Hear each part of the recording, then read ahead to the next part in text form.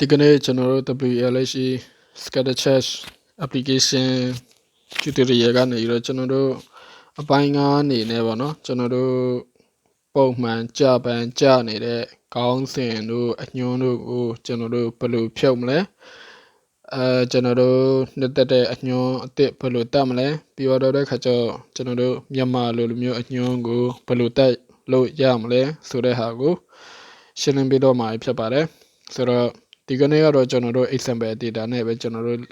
ပြုလုပ်မှာဖြစ်ပါတယ်ဆိုတော့ဥပမာ data နဲ့ပေါ့ဆိုတော့ကျွန်တော်တို့ဒီမှာဆိုရင် application နဲ့ဝင်လိုက်တယ် application နဲ့ဝင်လိုက်ပြီးတော့တဲ့ခါကျတော့ဒီမှာကျွန်တော်တို့ data visualization ကြည့်မှာဆိုတော့ပုံတည်ဆောက်မှာဆိုတော့ဒီပုံကြည့်ဆိုတဲ့ထဲကိုဝင်လိုက်မယ်ပြီးတော့တဲ့ခါကျရင်ဒီကနေ့ကကျွန်တော်တို့မိမိကြိုက်နှစ်သက်ရ data နဲ့လည်းလုပ်လို့ရတယ်ဒီကနေ့မှာတော့ကျွန်တော်တို့ example data ပေါ့နော် data အတွက်ကတော့ကျွန်တော်တို့ဥပမာ data နဲ့ပဲကျွန်တော်တို့တည်ဆောက်လိုက်မယ်ကျွန်တော်တို့ iris data ပေါ့နော် iris data လွယ်တဲ့ data နဲ့ပဲကျွန်တော်တို့အရင်တည်ဆောက်လိုက်မယ်ဆိုတော့ကျွန်တော်တို့ဒီမှာ iris ကိုကျွေးပြီးသွားပြီဆိုရင်ဒီမှာဆိုရင်သူက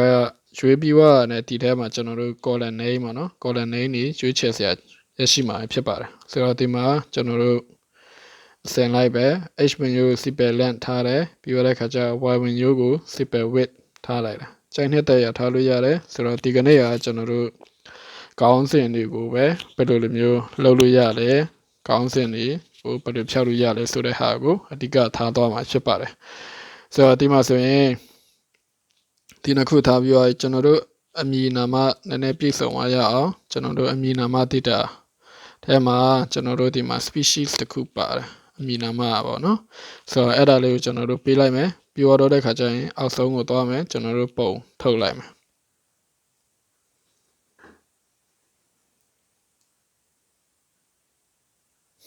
ဆိုတော့ဒီမှာကျွန်တော်တို့ render နှိပ်လိုက်မှကျွန်တော်တို့ download ခလုတ်ပေါ်လာမယ်ပြီးတော့တဲ့ခါကျတော့ကျွန်တော်တို့ရဲ့အပေါ်ကပုံတွေကိုကျွန်တော်တို့သွားမယ်ဆိုတော့ဒီမှာသူရှိရတိုင်းပဲကျွန်တော်တို့ပေါ့နော်ဒီမှာ h menu မှာ sepal length ရှိတယ် y menu မှာကျွန်တော်တို့ sepal width ရှိတယ်ဒီ downlight ကိုကျွန်တော်တို့ y menu လို့ခေါ်တယ်ဒါကိုကျွန်တော်တို့ x menu လို့ခေါ်တယ်ပြီးတော့တဲ့ခါကျတော့ကျွန်တော်တို့ကအရောင်နဲ့ထပ်ခွဲလိုက်တယ်ဒီမှာဒါ species ဖြစ်တယ်ဆိုတော့ဒါကကျွန်တော်တို့3 dimension ပေါ့နော် data perspective 3မျိုးရှိတယ်ဆိုတော့ဒီမှာဆိုရင်ဒီကနေ့ကကျွန်တော်တို့ခေါင်းစဉ်ပေါ့နော်ဒါဆိုရင်ခေါင်းစဉ်အကြီးက determination of sepal width from sepal length ဒါကဖုန်းထဲမှာမဟုတ်လို့ကျွန်တော်တို့ကအပြည့်မပေါ်တာဖြစ်တယ်ကျွန်တော်တို့ download လုပ်လိုက်မယ်ဆိုရင်တော့ကျွန်တော်တို့အပြည့်ပေါ်လာမှာဖြစ်ပါတယ် download file တွေကပုံကအပြည့်ပေါ်မှာဖြစ်ပါတယ်ဆိုတော့ဒီခေါင်းစဉ်တွေကိုကျွန်တော်တို့ကမလိုချင်ဘူးဆိုရင်ဘယ်လိုလုပ်လို့ရလဲဆိုတော့ဒီခေါင်းစဉ်တွေကိုကျွန်တော်တို့ကထားပါတော့ကျွန်တော်တို့က download လုပ်မယ်ဆိုရင်ဒီလိုခေါင်းစဉ်တွေမပါချင်ဘူးဒီက figure ဒီအောက်က caption လေးလည်းမပါချင်ဘူးဆိုရင်ကျွန်တော်တို့ဘယ်လိုဖြောက်မလဲဆိုတော့အဲ့ဒါဆိုရင်ကျွန်တော်တို့အောက်ကိုသွားမယ်ပြီးတော့တဲ့ခါကျရင်ဒီမှာပုံခေါင်းစဉ်စာပြောင်းရန်ဆိုတဲ့ဟာလေးရှိတယ်အဲ့ဒါလေးကိုနှိပ်လိုက်မယ်ပြီးတော့တဲ့ခါကျတော့ဒီမှာသူပါပြောလဲဆိုတော့မိမိစိတ်ကြိုက်ခေါင်းစဉ်တတ်နိုင်ရန်အတွက်အောက်ပါအကွက်များမှာစာလုံးကြီး3လုံးနဲ့အထက်ပေါ့နော်ကျွန်တော်တို့ကဒီ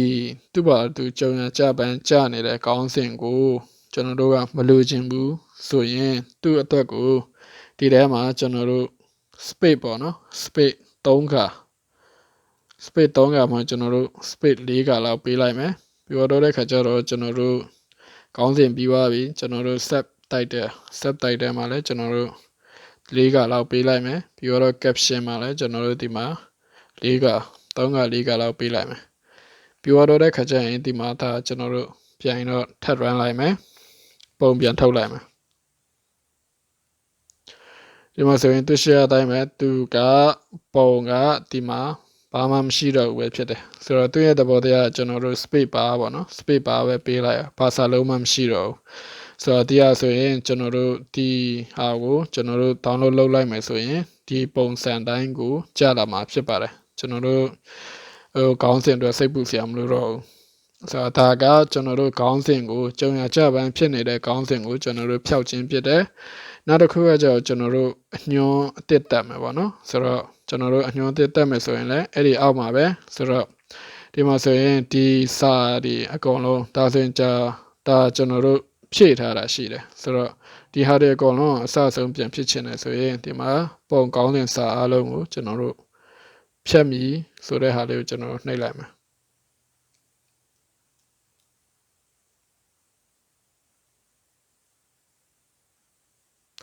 ဆိုတော့ဒီမှာဒါကျွန်တော်တို့ဖြတ်ပြီးသွားပြီဆိုတော့ဒီမှာဆိုရင်ဒါကိုကျွန်တော်တို့ဘာကောင်းစဉ်ပေးမလဲဆိုရင်ဖြတ်ပြီးသွားပြီဆိုရင်ဖြတ်ပြီးသွားတဲ့ခါကျရင်ကျွန်တော်တို့ပြန်ပြီးတော့ run လိုက်ရင်သူက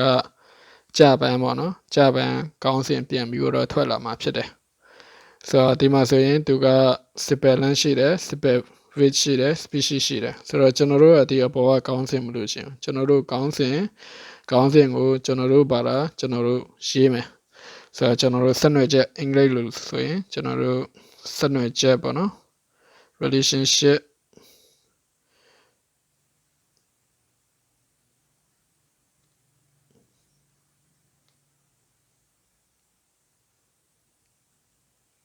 ကျွန်တော်တို့ဒီမှာ spell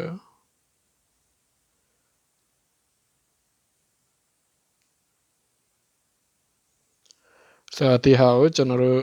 ရိုက်နှိပ်ထည့်လိုက်မယ်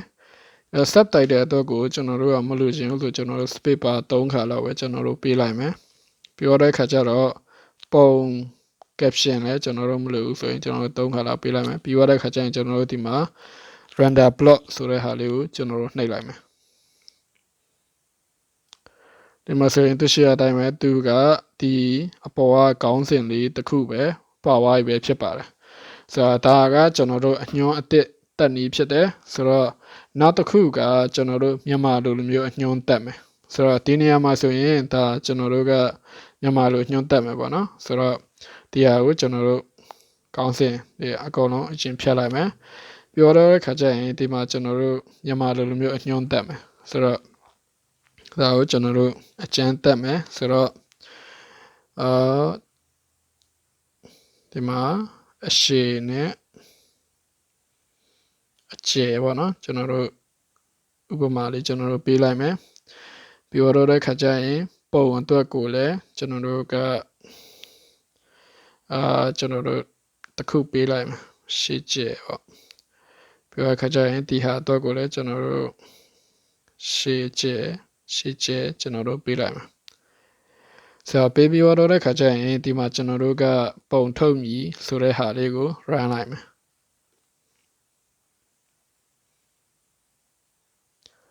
run လိုက်မယ်ဆိုရင်ဒီမှာသူရှိရတိုင်းပဲသူကဒီမှာထွက်လာပဲဖြစ်ပါတယ်အရှိကျဲပြီးတော့တဲ့ခါကျတော့ရှေ့ကျဲထွက်လာပဲဖြစ်ပါတယ်ဆိုတော့တစ်ခါလေကျရင်သူကမထွက်ဘူးဆိုတော့တစ်ခါလေကျရင်သူကကျွန်တော်တို့ဒီမှာဒီလိုမျိုးစလုံးက4တောက်လေးတွေပေါ်နေတာမျိုးဖြစ်တတ်တယ်ဆိုတော့ကျွန်တော်တို့ဒါက browser တစ်ခုနဲ့တစ်ခုကွာခြားတယ်ဆိုတော့ကျွန်တော်တို့ set တစ်ခုနဲ့တစ်ခုနဲ့ကွာခြားတယ်ဆိုတော့အဲ့လိုမျိုးဖြစ်လာပြီဆိုရင်ဥပမာဒီနေရာမျိုးမှာကျွန်တော်တို့4တောက်ဒီလိုမျိုးပုံစံမျိုးမထွက်ပဲနဲ့ကျွန်တော်တို့4တောက်ထွက်လာပြီဆိုရင်ဒီမှာမြန်မာ font ဖြစ်အညွှန်းတက်မည်ဆိုတဲ့ဟာလေးကိုကျွန်တော်တို့နှိပ်ပြီးတော့တဲ့ချိန်ကြတော့မှကျွန်တော်တို့ဒီမှာဆိုရင်ဒီပုံစံတိုင်းကိုကျွန်တော်တို့ပြန်ရင်တော့ render block လုပ်လိုက်မယ်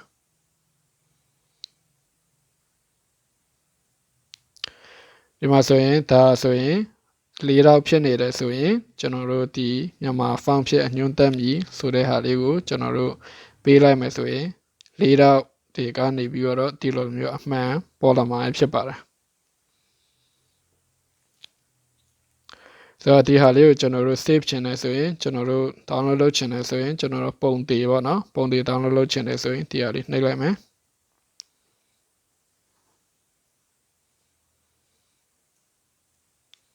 ဆိုတော့ပြီးသွားပြီဒီမှာ static block ဒီနေ့ရက်စွဲလေးနဲ့ပုံထွက်လာပြီပဲဖြစ်ပါတယ်ဆိုတော့ကျွန်တော်တို့ file ထဲကိုသွားပြီးတော့ကျွန်တော်တို့ပြန်သွားရှာမယ်ဒီမှာ file ပြီးတော့တဲ့ခါကျတော့ကျွန်တော်တို့ရဲ့ file နာမည်လေးကကျွန်တော်တို့ static block လို့ပေးထားတယ် static block ဆိုတော့ဒီကနေနောက်ဆုံးရက်စွဲသိမ်းနေတာဒီဟာလေးဖြစ်တယ်ဆိုတော့ဒီမှာကျွန်တော်တို့ဒါကြည့်လိုက်မယ်ဆိုရင်ဒီမှာသူရှိရတိုင်းပဲဒါကကျွန်တော်တို့ပေါ့နော်ကျွန်တော်တို့တိဆောက်လိုက်တဲ့ပုံလေးပဲဖြစ်ပါတယ် ဆိုတော့ဒီမှာသူကောင်းစင်ရဲ့ subtitle ရဲ့ဒီမှာဆိုရင်ကျွန်တော်တို့အောက်မှာပေးထားတဲ့ဟာတွေဖြစ်ပါတယ်ဆိုတော့ဒီနည်းအားဖြင့်ကျွန်တော်တို့အညွှန်းတွေပေါ့နော်အညွှန်းတွေဖြောက်မယ်ကျွန်တော်တို့အညွှန်းတက်မယ်မြန်မာလိုမျိုးအညွှန်းတွေတက်တာမျိုးတွေကိုလုပ်လို့ရနိုင်မှာဖြစ်ပါတယ်